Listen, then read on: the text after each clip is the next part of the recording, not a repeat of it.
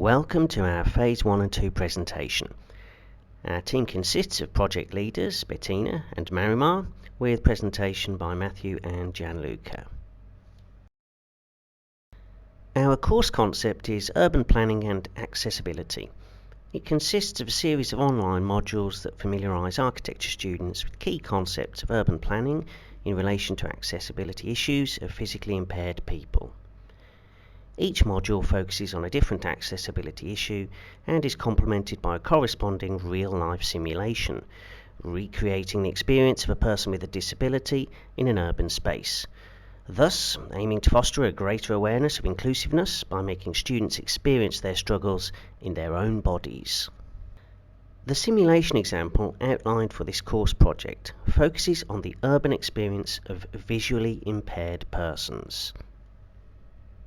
The specific objectives of the course are twofold. Firstly, the theory component equips students with the theoretical knowledge about accessibility in urban planning. This is provided through online modules. Then there is the practice component, which is the simulation activity. This enables students to experience their urban space through the perspective of a person with a disability, in this case, visual impairment. There are two main learning outcomes of this course. Firstly, knowledge. Students will be able to explain what specific measures urban planners need to consider to ensure a city is accessible. Secondly, the analysis. Students will be able to analyse the level of accessibility of their own city and propose specific measures to resolve possible accessibility issues. The primary target learners of this course are architecture students who wish to specialise in urban planning. The secondary target learners of this course are architects who already work in the field of urban planning and want to gain greater knowledge about accessibility issues.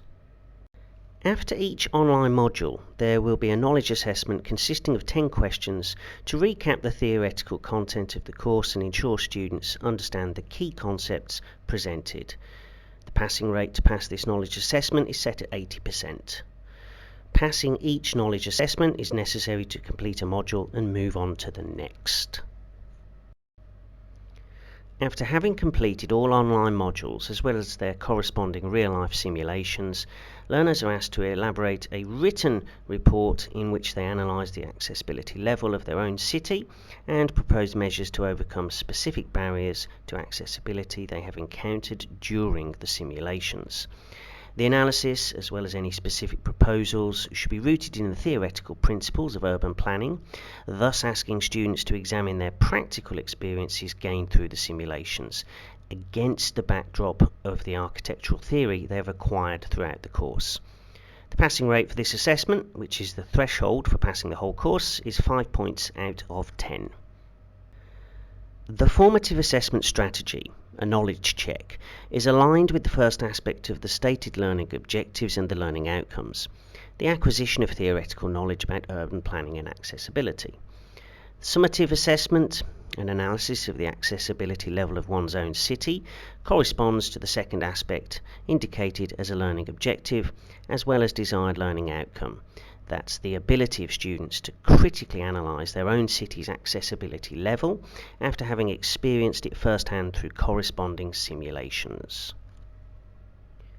The simulation outlined for this project will focus on the experience of a visually impaired person in an urban space. So, students will work in pairs and take turns in being visually impaired and being an observer.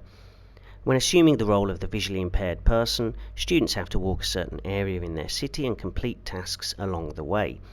They are allowed to approach other pedestrians for help, but they should not abandon their role until all tasks have been accomplished. The role of the observer is to take notes of any issues their companion might encounter during the simulation. The observer should also ensure their companion does not get themselves into any dangerous situation and intervene when necessary. Otherwise, the observer should not interfere with their companion's experience. Once all tasks have been completed, students switch roles. The student assuming the role of the visually impaired person is blindfolded and equipped with a cane. At the end of the simulation, students exchange their notes on each other so that they can compare their own experience against an outsider's observation of it. The specific purpose of this simulation is to translate the theory on urbanism and accessibility into a visceral experience, thus fostering a deeper level of awareness of disabled people's real-life struggles in an already known urban space, which students themselves can navigate without impediments. The simulation is also the basis of a critical analysis of the accessibility level of one's own city, by combining this practical experience with previously acquired theoretical knowledge on urban planning. The simulation is designed to be an immersive first-hand experience rather than a measure to test any specific knowledge or skills in that particular situation. Nevertheless, the simulation is the starting point to combine theoretical knowledge with practical experience in a final written assessment. The simulation will take place in the student's city, preferably in a central urban outdoor space as key areas of urban planning. The specific scenario in which students will experience their city as a visually impaired person is a central neighbourhood of Madrid called Chamberí. This area of Madrid is characterised by many old buildings, narrow streets and a high density of pedestrians as well as car traffic. Being a historic area that was built well before considerations of accessibility played a role in urban planning, it is an especially challenging yet insightful context for this type of real-life simulation. As explained, students will take turns in impersonating a visually impaired person and an observer. While the observer's role is to take notes of any accessibility issues their companion might encounter and prevent them from any dangers, the student who is experiencing the urban space as a visually impaired person has to walk a previously defined route and accomplish tasks along the way. So a map with instructions will be shared beforehand with the students. We have also worked out a list of instructions for this simulation based on using Madrid as our example city. Okay, let's take a look at the instructions for the students. When thinking about setting instructions, it is key to consider two questions. How is the problem situated into the specific simulation context, and what is the problem they have to solve? The city of Madrid has experienced significant growth and changes over the past decades. After the urban boom that took place in Spain, starting in 1997, many historical buildings and open areas experienced modernization and expansion of the city's limits. These changes have positively impacted accessibility with elevators, ramps in entrances, and apartments with wheelchair-friendly showers. Additionally, many plazas and areas in Madrid are now pedestrianized. Despite these positive changes, according to the newspaper EI Confidential, only around 70% of metro stations offer some access options for people with limited mobility. The other 30% includes busy metro stations. What's more, some famous cultural centers do not have any accessibility options for people. And few people even consider the potential challenges people with visual impairment may face when waiting for a bus to arrive and having to signal the bus to stop, as highlighted by broadcaster Telemadrid. Taking into consideration these issues, we have designed this simulation activity for students to become aware of the potential day-to-day challenges a person with a visual impairment may face in the Chamberí neighborhood. The purpose of this simulation is to identify the areas and buildings that would be accessible and those that do not accommodate those with a disability. We ask that students reflect and propose ideas on how Chamberí can become a more inclusive neighborhood.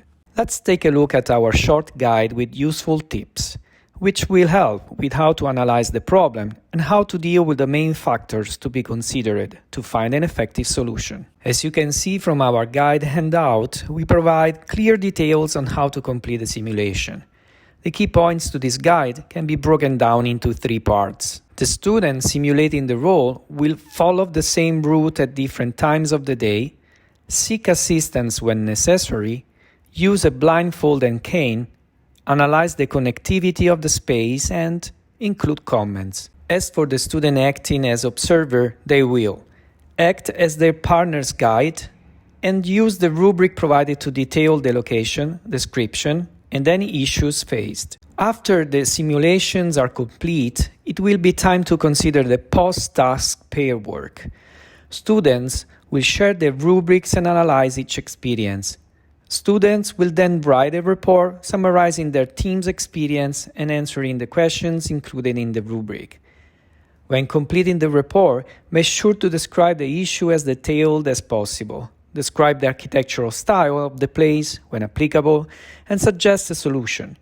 When providing a solution, please take into consideration the surrounding areas and possible limitations when it comes to a historical and protected site.